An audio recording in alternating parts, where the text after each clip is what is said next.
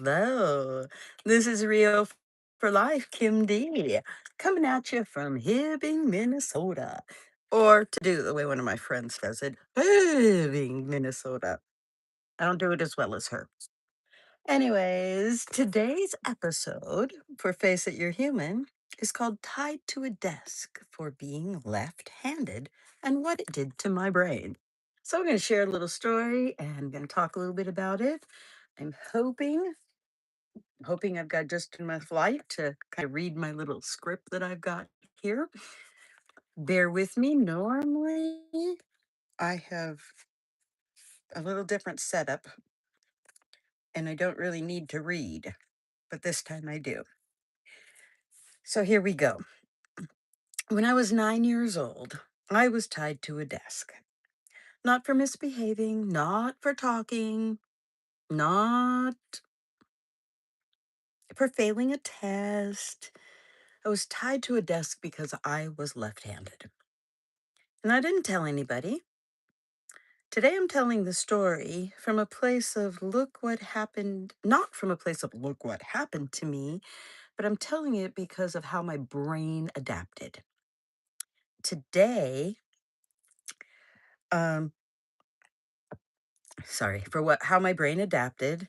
And not only did I survive it, but I built a way of thinking that I still use every single day. I was in the third grade, and my teacher was out on a maternity leave at the end of the year. A substitute came in. She went to the blackboard. Um, oh, sorry, I forgot. She had black hair in a tight bun, and once in a while, a pin would fall out, and she'd stamp it with her foot on the ground. I sat in the front row. Um, I had Coke bottle, called them Coke bottle glasses. They were really thick glass. I could not see my fingers in front of my face without my glasses on. My eyesight was so terrible. Um, I didn't talk at school either. I was quiet. I dreamed. I'm sorry. I was quiet. I observed. I I followed the rules. I was just that kind of kid. The first word she wrote on the board was sinister. And then she explained the meaning of the word and how evil is associated with the left side and being left handed. After she did this, she asked, is anybody in the class left handed? I instantly was excited because nobody ever talks about left handed. So I'm like, I am. And then she proceeded to walk over. And like I said, I'm the only one in the class. She walked over with a flour sack towel and she tied my arm, my left arm, like right like this, behind the desk, behind my back to the desk. I stayed that way from the time I got to school until lunch, from lunch to recess, and from recess until I left for the day. That was my world. And then that happened the next day and the next day. And it went on for about 6 weeks. And I never said anything because I didn't know it was wrong. I was just 9 years old and she was the authority figure. My brain did what brains do, they adapt. Okay. So now we understand more about what actually happened. Okay. Left handedness is tied to brain structure, right? And that's especially part of the lateralization of the brain and how the two halves take responsibility for different tasks. Focusing a left handed person to switch doesn't change that structure. It creates a conflict in the brain and in motor and processing systems. Research shows, let me get this one right because this is some of the technical stuff. Research shows that this can increase cognitive load. It creates motor interference and triggers stress responses in a developing brain. Good. Bye bye. When a child experiences this repeated stress from authority figure, the brain goes into an adaptive mode. It shifts. It's no longer in the stages of growth that it needs to be in. Now it's adapting to this stress that's all around it. It starts asking, how do I function anyways? What my brain did is I became very ambidextrous, but more than that, it developed what I called a Tetris brain. I see the world in structure, patterns, spacing, movement. Everything has a place and everything fits somewhere. It's constant, it's like a background processing. My memory works the same way.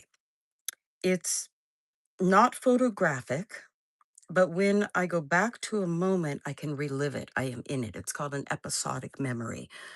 The temperature, the room, the colors, the smells, the every single thing in that moment you're in right now, I can recall anything from my past and be in that moment.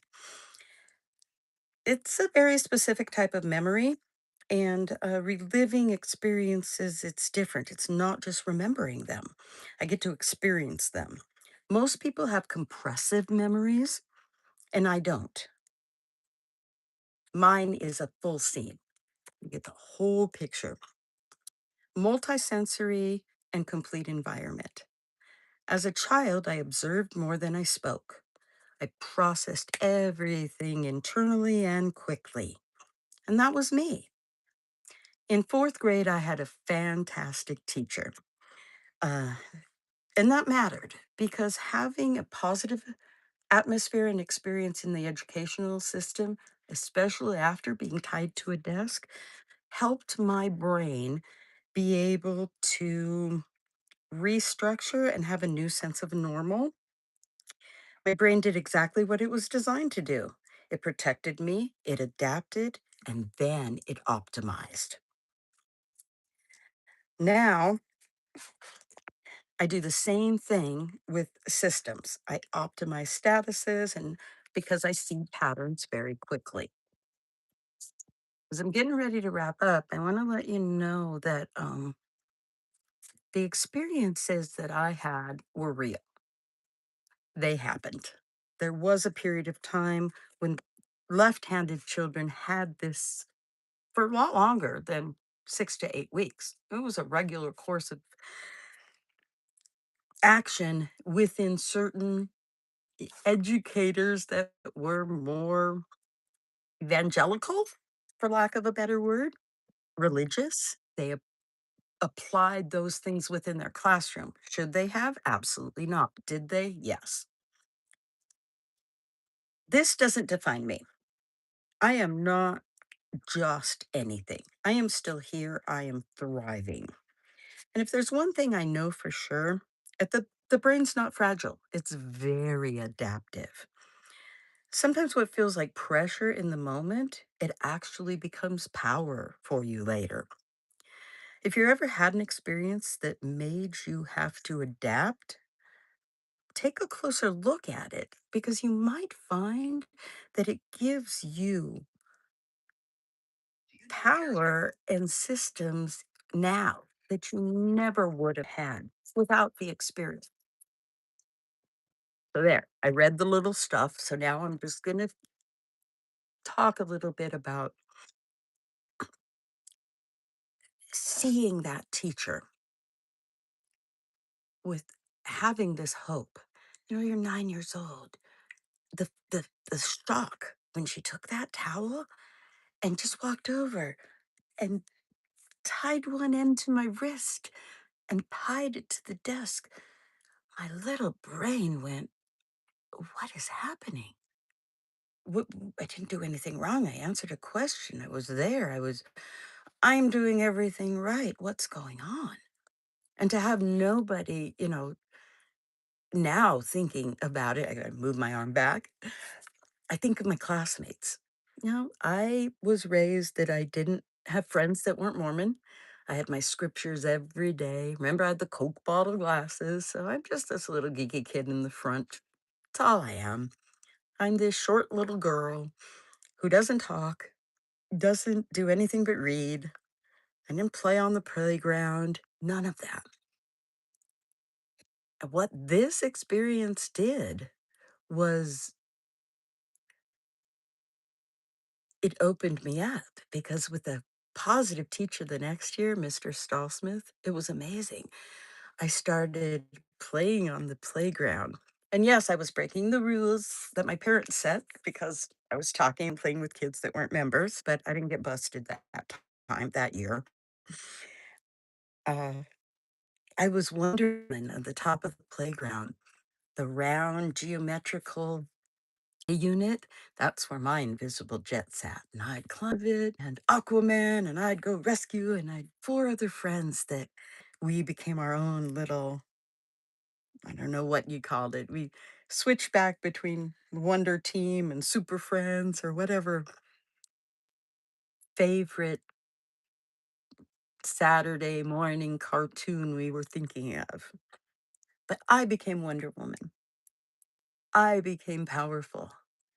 I had fun. For the first time in elementary school, I actually had fun. And it's amazing what I learned and grew and did. We had a little talent show where you could perform or bring something, kind of like a graduated show and tell. Yeah. And what I did is they played, I had my teacher play Bad Bad Leroy Brown on the phonograph. He had the album. And I did a dance routine to the whole thing in front of my class. I was so brave. It was unbelievable.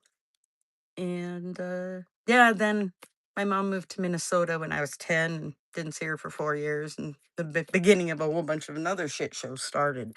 But that was what gave me everything I needed to get through the next 4 years. My brain adapted. I gained a different sense of self.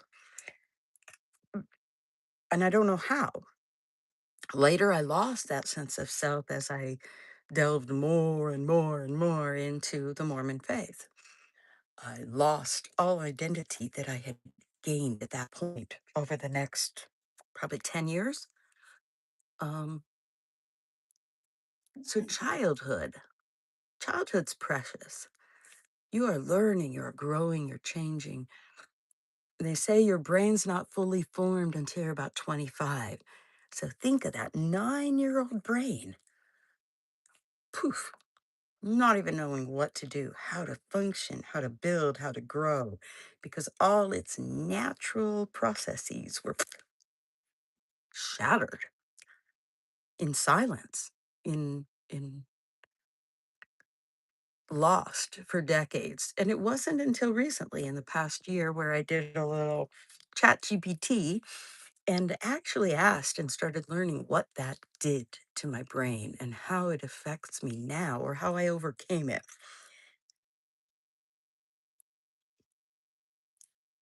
I am left-handed. I do bat right-handed, but I throw left. I'm ambidextrous because I can write. I use the mouse with the right hand. It's a right-handed world. So as lefties, yeah, we have to adapt. There is no other way to survive in the world. And that's okay. We're this many left-handed people versus this many right-handed people. I make my world the best I can. I have to stand up to advocate for myself, to have a process and system within my home when I have other right handed people that want to make decisions. And that's where you have to do it. No matter if your thing is left handedness or you're working through drug or alcohol addiction or weight loss or weight gain, whatever your challenge is, you have to set those boundaries, not just for yourself, but for other people and have the strength and conviction to know that this is for you. This is about you. Because remember, with Face It, you're going to do what's important to you. So let's take my little Face It, you're human into this situation and go, okay, I've had this experience. I'm now processing it. I'm now, as an adult, learning how to move through it. So I use Space It. So where we go, we take a breath. Every breath, another chance, another choice. So what are we talking about? We're talking about damage. We're talking about an incident. We're talking about something someone else did and how it affected me. So there you go. I identified my focus. I'm aware. I'm aware that this has happened. So now I'm accountable is the A of Face It. What is my accountability moment in all this? Because I'm not accountable for what they did, but I am accountable for what I'm doing. So I'm accountable in this to manage my own brain. There we go. I became aware. Now I'm accountable. So now that internal communication, already know this is a little bit more than a normal event to work through. My internal communication tells me maybe I need to go to a professional. Maybe I need EMDR. Maybe there's something more to help balance this out in my brain. So now, external communication, I've talked about this, not just here, but with other people, places, and things. E, engage. That internal engagement started. I made a plan. This is what I want to do. Now, external engagement, finding the therapist, maybe contacting my insurance, talking to a friend, making an appointment. This moves me into my first space. Remember, when I was a kid, nothing was in space. We hadn't even been to the moon. Now you got space junk everywhere. So I get to take this event, this circumstance, what I'm learning to gain about it, how my brain works. And I did ChatGPT. I looked at some books. I asked my doctor. My doctor sent me some things to read. So there we go. I'm bouncing around in the space on how do I want to cope and deal with this in my head. So as I'm playing around, whatever we do, we will do what's important, positive or negative. This creates our integrity. Integrity can be fluid based on what's important to you and how you're presenting to the world. I'm presenting you right now, first thing in the morning, have done minimal of anything. Still in my little pajamas. Got some different people in the chat talking about my weight and whatnot. And I can just comment, yeah, I used to be 303 pounds. Bring it on. I'm hot, baby. Oh, there we go. Part of my integrity is I can sit here and go, yeah, this is important to me to share how I'm processing this. Part of my integrity. Now, time's man made, times where you and I can be here right now. That's all time is for. Two things to meet. That's it.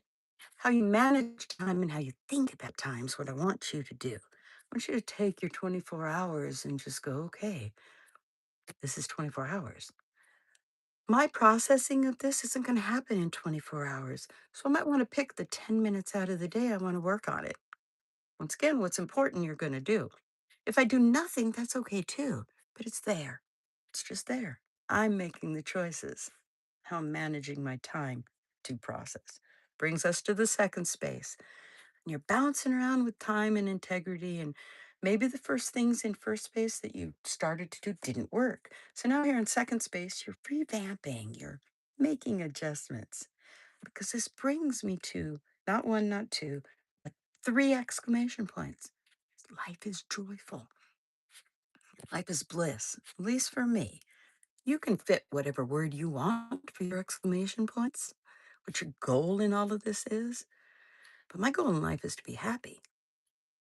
Are we happy all the time? No, we're not happy all the time, nor do we need to be. But what we need to be and what you are is human. You, me, right here together in this moment, you're here for a reason. Neither you nor I might really know what that reason is, but the time will come when I'll go, whoa, yeah, I get it. Oh, that made sense. Or "Oh, I'm glad I didn't have that happen or go through that." We're all different. Face it, you're human, and so is everybody else around you. That's the one thing that we have in common. We all have to eat. We all have to drink. We all have to take a crap. Those are certain biological things we all have. And we all breathe. Every day, you breathe. So, before I wrap up for my final finale, I want to challenge you today to look at something in your childhood that you had nothing to do with. You are not accountable for in any way for the event. What's it do now for you? What do you think about it now? Thankfully, most people don't have the episodic memory like mine, where when I think about it, I am right there. I am in that moment. And I can sense and feel and experience the entire thing all over again. I had to learn how to not put emotions into those memories. That was challenging. I had to look at my own emotions as something to realize they will pass and they're not always going to be the same. They will change and morph as I age or have different experiences. I'm not always going to think the same way about the same event. There's my challenge. Find the one. Think about those things. Come back and make a comment. I would love to hear what you're experiencing or what you gained or didn't gain out of this episode. This event was one of probably two, three. When I went through some EMDR training or therapy, this was my first little T that I successfully went through the therapy to understand, cope, heal, and I had great success with it. I worked through the beginning of my second T, and also great experience. Was beginning to work through a third, the bigger ones. Like I said, we had 5 of them. And then 2020 happened with COVID. And let me tell you, I will do an episode on what happened when my EMDR therapy was abruptly stopped because of COVID, because that was another shift in my brain. It's not the type of therapy that should be stopped abruptly. So if you're going into EMDR therapy, think about the process of stopping as much as you are getting into it. It's a big wide world out there, and there's so many options. Don't give up. There will always be something else you could try. But also keep in mind, sometimes you don't need to. You will know. You already do. Most of the time, we just don't want to see. We know. But if you see it, then remember, face it. When you become focused, you become aware, and that makes you accountable. Most of us don't ever want to be accountable to ourselves. It's easier to make other people accountable. So here we go. It is now almost 9:30. We're getting ready to start my day here.